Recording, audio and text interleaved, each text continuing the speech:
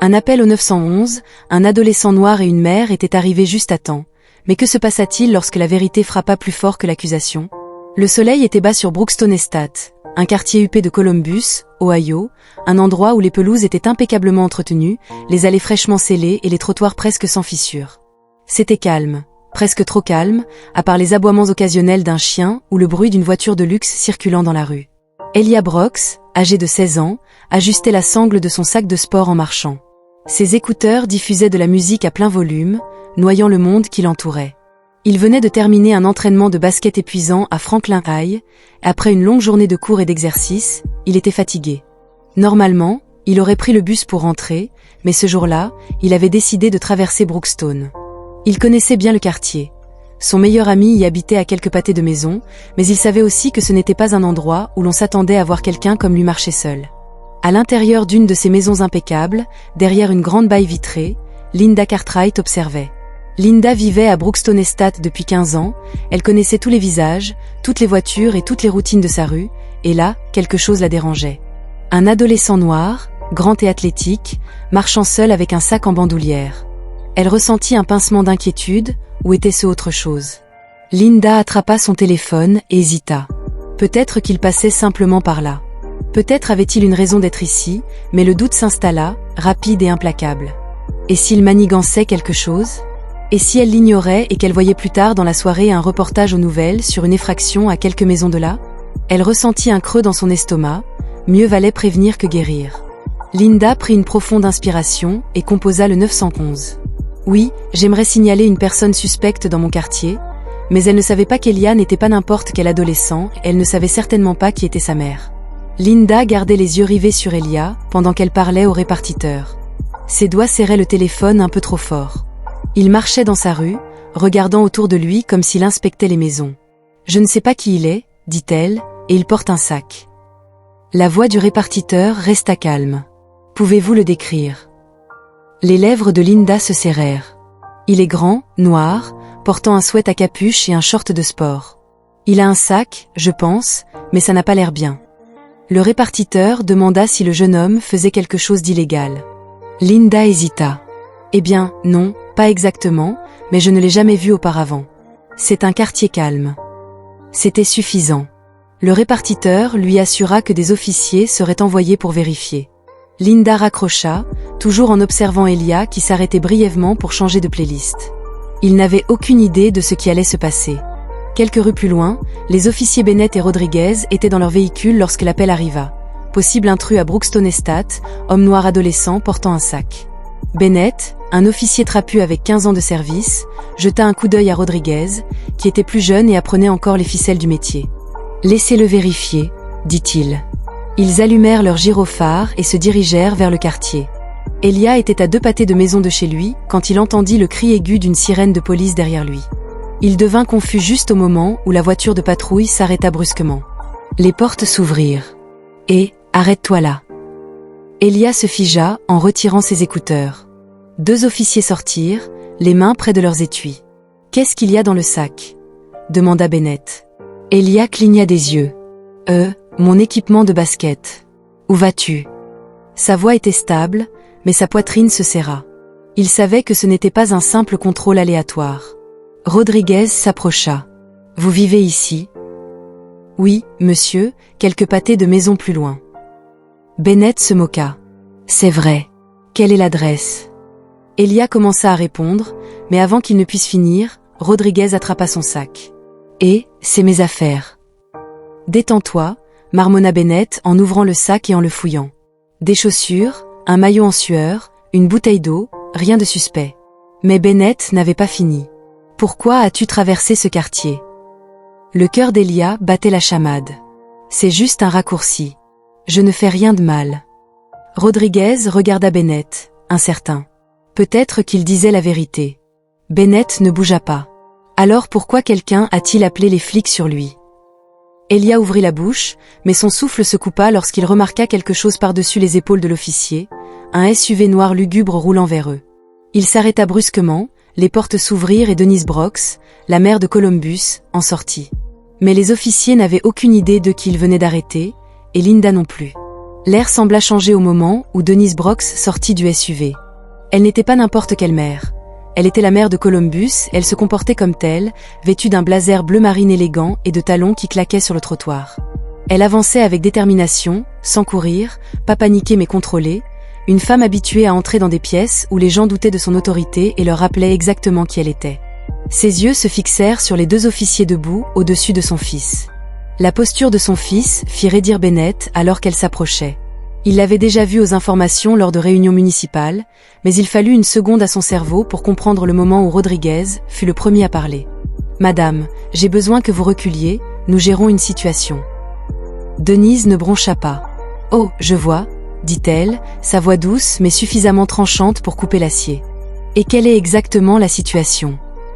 Elia expira de soulagement, envahie par l'émotion. « Maman. » Elle leva la main, un message silencieux, « J'ai ça. » Bennett s'éclaircit la gorge. « Nous avons reçu un appel concernant une personne suspecte dans le secteur. » Denise haussait un sourcil suspicieux.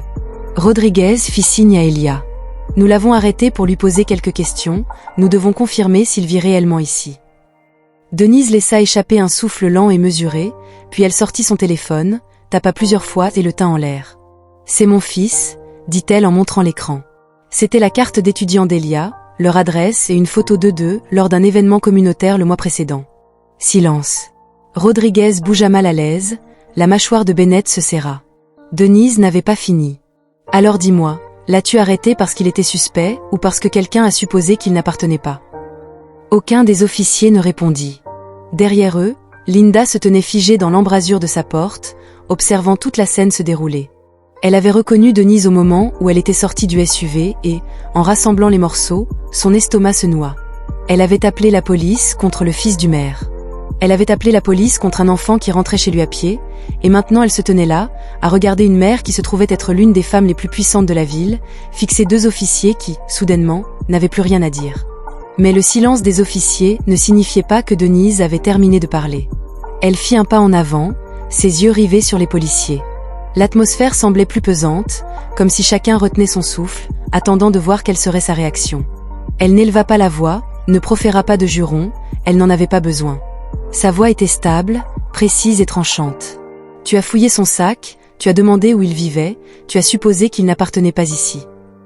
Bennett redressa les épaules. Nous suivions simplement la procédure. Denise inclina légèrement la tête. Procédure. Rodriguez se tortilla, mal à l'aise. Nous avons reçu un appel concernant une personne suspecte. Denise fit un autre pas en avant. Un adolescent rentrant chez lui. Aucun des officiers n'avait de réponse à cela. Elia se frotta les mains, ressentant toujours la douleur d'être traité comme un suspect dans son propre quartier. Denise se tourna finalement vers Linda, qui se tenait figée sur le seuil de sa porte. « C'était toi ?» Denise invita Linda à ouvrir la bouche puis à la refermer. Le poids de la situation l'écrasa. Elle ne voulait pas que cela arrive, elle ne pensait pas que cela irait aussi loin. Elle ne se considérait pas comme raciste, elle se disait simplement prudente. Mais maintenant, elle regardait une mère qui avait dû quitter son travail, se précipiter dans son propre quartier et défendre son fils face à la police pour rien. Le visage de Linda devint rouge, elle déglutit. « Je pensais juste que... » Denise l'interrompit. « Tu pensais quoi ?» Linda n'avait pas de réponse qui ne la ferait pas apparaître comme la personne qu'elle n'avait jamais voulu être. Le regard de Denise resta fixe. « Tu sais ce qui aurait pu se passer ici. » Linda baissa les yeux sur Elia. Il aurait pu être plaqué au sol, arrêté, jeté contre une voiture de police pour résistance ou pire. Tout cela parce qu'une femme qui avait vécu dans la même maison pendant 15 ans avait décidé que la vue d'un adolescent noir avec un sac de sport était suffisante pour composer le 911. Denise n'avait pas besoin de le dire. Linda le savait déjà, tout comme les officiers, mais au lieu de s'excuser, Bennett bougea. « S'il n'y a pas de problème ici, nous partirons. » Denise expira brusquement, c'était ça. Rodriguez hésita. « Écoutez, nous répondions juste à un appel. » Denise secoua la tête, la déception s'installant. « Oui, tu l'étais. » Elle se tourna vers Elia et posa une main sur son épaule. « Allez, mon chéri, rentrons à la maison. » Elia jeta son sac sur son épaule et suivit sa mère jusqu'au SUV. Les officiers retournèrent vers leur voiture de patrouille, marmonnant entre eux, tandis que Linda se tenait là, les bras croisés, les regardant partir. Mais pour Elia, Pour Denise, pour chaque famille noire qui avait dû justifier son existence dans des espaces où elle avait parfaitement le droit d'être, ce n'était pas fini. Le trajet de retour fut silencieux. Elia était assis sur le siège passager, regardant par la fenêtre, repassant tout dans sa tête. Les lumières clignotantes, la façon dont il fouillait son sac comme s'il était un criminel, la manière dont les officiers l'avaient regardé à travers lui plutôt que vers lui. Denise serra un peu plus fort le volant. Elle savait que ce moment finirait par arriver, mais elle ne pensait pas que cela se produirait si tôt. Après quelques minutes, elle prit la parole. « D'accord. » Elia laissa échapper un lent soupir. « Je ne sais pas. » Elle hocha la tête. « Je comprends. » Il se tourna vers elle. « Que se serait-il passé si tu n'avais pas été là ?» L'estomac de Denise se serra. Elle n'avait pas de réponse. Elle voulait le dire à voix haute, mais à la place, elle lui prit la main. « Tu as tout fait correctement, Elia. » Elia soupira, mais cela n'avait toujours pas d'importance.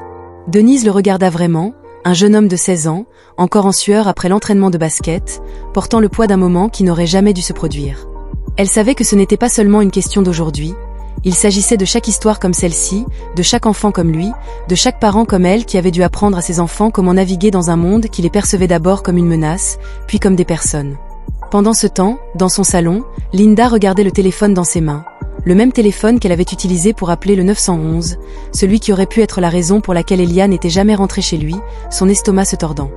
Elle pensait qu'elle était prudente, qu'elle protégeait son quartier, mais maintenant elle réalisait qu'elle avait simplement eu peur. Et pour la première fois, elle se demanda, en regardant l'écran de son téléphone, si le danger n'était pas lui, mais elle-même. Maintenant, demande-toi combien de fois un appel comme celui-ci s'était terminé différemment. Combien d'histoires comme celle d'Elia ne se terminaient pas avec un parent arrivant juste à temps, et combien de fois des gens comme Linda s'en allaient sans jamais y penser. Ce n'était pas juste une histoire d'un après-midi dans un quartier, c'était une réalité qui se jouait chaque jour. Peut-être qu'il était temps d'arrêter de faire semblant de ne pas la voir, peut-être qu'il était temps d'agir. Si cette histoire t'a fait réfléchir, même une seconde, alors partage-la, parle-en, apprends-en, car la prochaine fois que quelqu'un comme Linda décroche le téléphone, la personne à l'autre bout du fil n'aura peut-être pas autant de chance qu'Elia.